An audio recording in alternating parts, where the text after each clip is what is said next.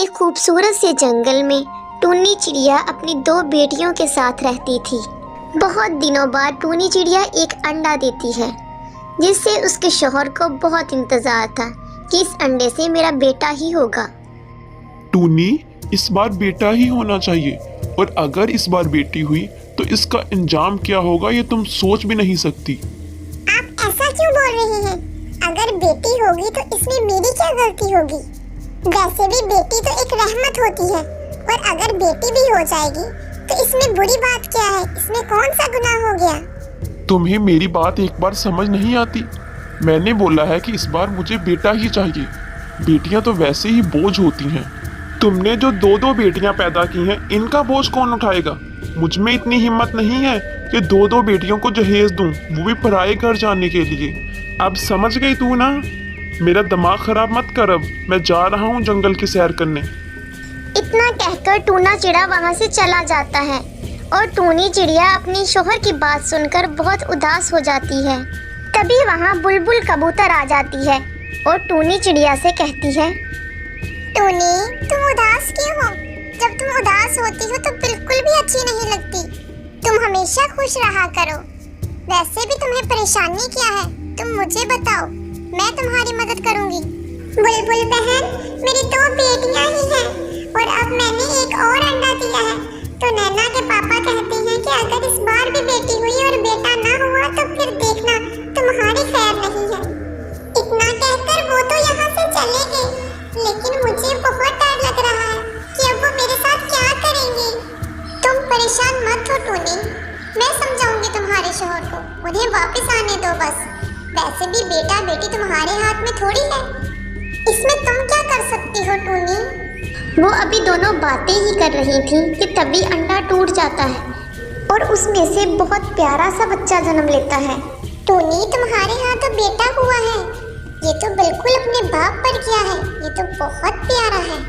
तुम्हारे शौहर ये बात जानेंगे तो बहुत खुश होंगे। वो दोनों अभी बात कर ही रहे थे कि तभी वहाँ टूना आ जाता है और अपने बेटे को देखकर बहुत खुश हो जाता है। टूनी, आज तो तुमने मेरी सबसे बड़ी ख्वाहिश पूरी कर दी है। मैंने जो तुमसे मांगा था वो तुमने पूरा कर दिया है। आज मैं बहुत खुश हूँ। आज तो मैं अपनी खुशी सबसे शेयर करूँगा और जंगल के तमाम पक्षियों को बताऊँगा कि मेरे यहाँ बेटा पैदा हुआ है। टूनी, मैं जा रहा हूँ अपने दोस्तों को बताने। तभी टूना उड़ते उड़ते कव्वे के पास पहुँचता है। कव्वे भैया, आज मैं बहुत खुश हूँ। मेरे यहाँ बेटा पैदा हुआ है। क्या टूना, तुम्हारे यहाँ बेटा पैदा हुआ है? मुबारक हो, बहुत बहुत मुबारक हो। मुझे बहुत अच्छा लगा ये सुनकर। तुम्हारे यहाँ बेटा पैदा हुआ है। जब तुम बूढ़े हो जाओगे ना तो देखना, यही बेटा तुम्हारा सहारा बनेगा।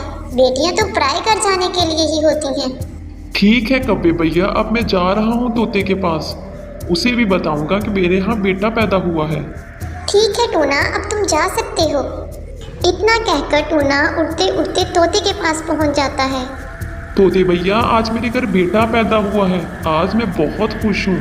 बहुत बहुत मुबारक हो टूना कि तुम्हारे घर बेटा पैदा हुआ है। ये खबर सुनकर तो मैं बहुत खुश हुआ हूँ। ठीक है तोते भैया, अब मैं घर जा रहा हूँ अपने बेटे के पास। इतना कहकर टूना उड़ते उड़ते अपने घर पहुंच जाता है। टूनी, मेरा बेटा ठीक तो है ना? मैं तो जल्दी से यहाँ से चला गया था अपने दोस्तों के पास, उन्हें बताने कि मेरे यहाँ बेटा पैदा हुआ है। मेरा बेटा तो ठीक है ना? हाँ जी टूना, आप परेशान मत हो, हमारा बच्चा बिल्कुल ठीक है, उसे कुछ भी नहीं हुआ। वो सब तो ठीक है टूनी, लेकिन तुम्हारी बेटियाँ यहाँ क्या कर रही हैं? इनको देखकर तो मेरा सारा दिन ही खराब हो जाता है। इन्हें कहीं भेज दो बस तुम। माँ, पापा, हम दोनों बहनों से इतनी नफरत क्यों करते हैं? बेटा, तुम अपने बाप की बातों से परेशान मत होना, तुम इनकी बातों से दुखी मत होना। इनको बेटियां नहीं पसंद, इनको बस बेटा ही पसंद है। ये तो बेटे के प्यार में अंधे हो चुके हैं। ये बेटे और बेटी में फर्क कर रहे हैं।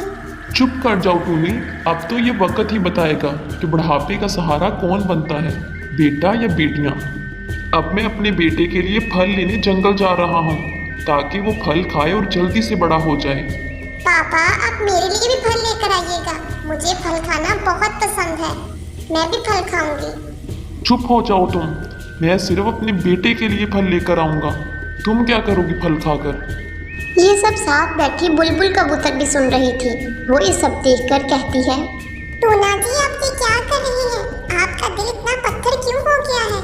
अगर आपके यहाँ बेटियां पैदा हुई हैं तो आप ऐसा मत करें, उनसे इतनी नफरत मत करें आप। जैसे बेटा आपकी औलाद है वैसे ही बेटी भी आपकी औलाद है। आप इतनी नफरत मत करें, ये न हो आगे जाकर आपको पछताना पड़े। ठीक है टूनी, अब मैं चलती हूँ अपने घर। इतना कहकर बुलबुल कबूतर वहां से चली जाती है और तभी टूनी के पेट में दर्द होने लगता है। टूना जी मेरे पेट में बहुत दर्द हो रहा है, कुछ करे टूना जी। टूना जी कुछ करे, मुझे कुछ हो जाएगा।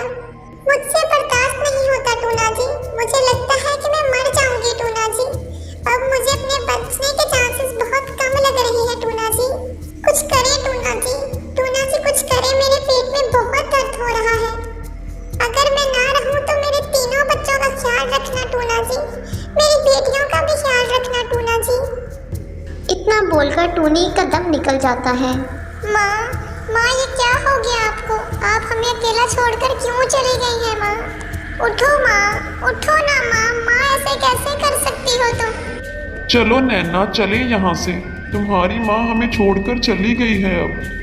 फिर टूना तीनों बच्चों को वहां से लेकर दूसरे जंगल में चला जाता है। नैना अब मैं तुम दोनों का बोझ नहीं उठा सकता, अब मैं जा रहा हूँ अपने बेटे को साथ लेकर दूसरे जंगल में। पापा हम दोनों को अकेला छोड़कर मत जाना। पापा हम कैसे रहेंगी दोनों अकेली? पापा इस दुनिया में हमारा आपके सिवा कोई भी नहीं है। पापा हमें छोड़कर मत जाना। ज्यादा बकबक मत कर, मेरे सर पर ना चढ़। मैं तुम्हें नहीं लेकर जा सकता, मैं बस अपने बेटे को लेकर जा रहा हूँ। ये कहकर वो अपने बेटे को लेकर वहां से चला जाता है। मुनमुन अब हम क्या करेंगे मुनमुन? हमारी देखभाल करने वाला अब कोई नहीं है मुनमुन। हमारा एक दूसरे के अलावा इस दुनिया में अब कोई भी नहीं रहा। अब तो हम यतीम हो गए हैं मुनमुन, अब तो हम एक दूसरे का ही सहारा बनेंगे मुनमुन। नैना रो रही थी, तभी वहां बुलबुल कबूतर आ जाती है। अरे नैना तुम यहाँ क्या कर रही हो? और तुम दोनों रो क्यों रही हो? क्या हुआ है? तुम्हारी मम्मा कहाँ है? बुलबुल माँ, हमारी माँ मर गई है और हमारा बाप हमें छोड़कर चला गया है। मेरे पापा कहते हैं कि हम दोनों बोझ हैं उन पर, वो हमारा बोझ नहीं उठा सकते। अब हम दोनों बहनें कहाँ जाएंगी बुलबुल माँ? हम कैसे रहेंगी मम्मा पापा के बगैर? क्या नैना तुम्हारी माँ मर गई है? क्या हुआ तुम्हारी माँ को? मेरे बच्चे परेशान मत हो, मैं हूँ तुम्हारी माँ। तुम मेरे साथ चलो मेरे घर, मैं तुम्हारी देखभाल करूँगी। फिर बुलबुल कबूतर दोनों बहनों को अपने साथ अपने घर ले जाती है। इधर टूना का बेटा बड़ा हो गया था। राजू बेटा अब तुम बड़े हो गए हो, तुम्हारी शादी की उम्र हो गई है। कल ही मैं तोती बहन के पास जाऊंगा और उसकी बेटी से तुम्हारी शादी कर दूंगा, वो बहुत प्यारी है। तुम भी मेरे साथ चलना बेटा, अगर तुम्हें पसंद आए तो मैं उसी से तुम्हारी शादी कर दूंगा। ठीक है पापा, जैसे आपकी मर्जी। ठीक है बेटा, कल ही चलेंगे हम उनके घर। फिर दोनों पक्षी उड़ते उड़ते तोती के घर चले जाते हैं। तोते भाई, ये है मेरा बेटा राजू, ये बहुत अच्छा है। मैं आपकी बेटी से इसकी शादी करना चाहता हूँ, आपकी बेटी को अपनी बहू बनाना चाहता हूँ। आपकी बेटी को मेरे घर में कोई दुख नहीं मिलेगा, मेरा घर बहुत अच्छा है और मेरी बेटी की सरकारी नौकरी भी है। ठीक है टूना, मैं अपनी बेटी की शादी आपके बेटे से करने के लिए तैयार हूँ। क्यों ना कल ही कर दें हम अपने बच्चों की शादी, कल अच्छा दिन भी है। ठीक है टूना, आप बारात ले आइएगा, कल हम अपने बेटे की शादी कर देंगे। तोते की हाँ सुनकर टूना जल्दी से अपने घर वापस आ जाता है और निकाह की तैयारियां करने लगता है। ऐसे ही अगले दिन। चलो राजू जल्दी करो, हम लेट हो रहे हैं। हाँ जी पापा, मैं तैयार हो गया हूँ, चलो चले। फिर दोनों बाप बेटा बारात लेकर तोते के घर पहुँच जाते हैं। अरे आप लोग आ गए, मैं आप लोगों का ही इंतजार कर रहा था। चलो आओ, मैं तुम दोनों को माला पहनाऊं। फिर तोता दोनों बेटी और दामाद को माला पहनाता है। आप फिक्र ना करें, हम आपकी बेटी को बहुत अच्छे से रखेंगे। फिर वो वापस अपने घर आ जाते हैं। बेटा आज से सारी घर की जिम्मेदारी तुम्हारी है, अब से तुम ही इस घर की जिम्मेदारी उठाओगे। तुम ही मेरी खिदमत करोगे और तुम ही इस घर के खर्चे उठाओगे। ठीक है पापा, मैं अपनी सारी जिम्मेदारियां पूरी करूंगा और आपकी खिदमत भी करूंगा। कुछ दिन बाद। राजू जी, आप इस बुड्ढे को घर से बाहर क्यों नहीं निकाल देते? अब मैं इसके कोई काम नहीं करूंगी। मुझे इसके काम करना बिल्कुल भी पसंद नहीं है। इसको घर से निकाल दें आप। पापा आप इस घर से निकल जाएं अब, मैं आपका बोझ नहीं उठा सकता। आप अभी के अभी मेरे घर से निकलें, मैं आपकी कोई खिदमत नहीं करूंगा। क्या बेटा तुम मुझे घर से बाहर निकालोगे?